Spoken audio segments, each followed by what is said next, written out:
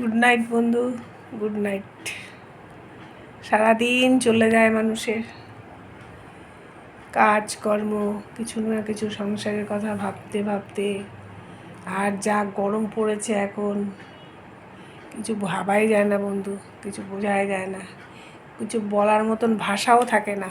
তাই তো প্রত্যেকটা মানুষই, যারা অফিস করে তাদের জন্য, যারা ঘরে দুয়ারে থাকে তাদের জন্য, বাচ্চা বলো বয়স্ক বলো আমাদের মতন, প্রত্যেকটা মানুষের বন্ধু একই কষ্ট, একই কষ্ট।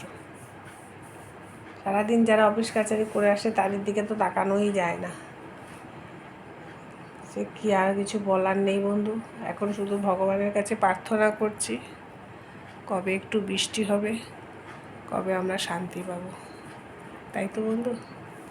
তাহলে আজ সারাদিন কেটে গেছে, তোমার দাদাভাইও চলে গেছে বিছানায়, সব চলে গেছে, ছেলে বউ নাতি সব যার যার জায়গায় চলে গেছে।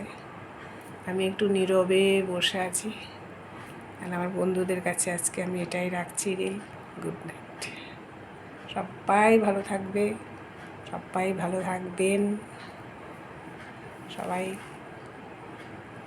আবার কালকে সকালে মর্নিং হবে, এটাই ওপরওয়ালার দয়া। ঠিক আছে বন্ধু।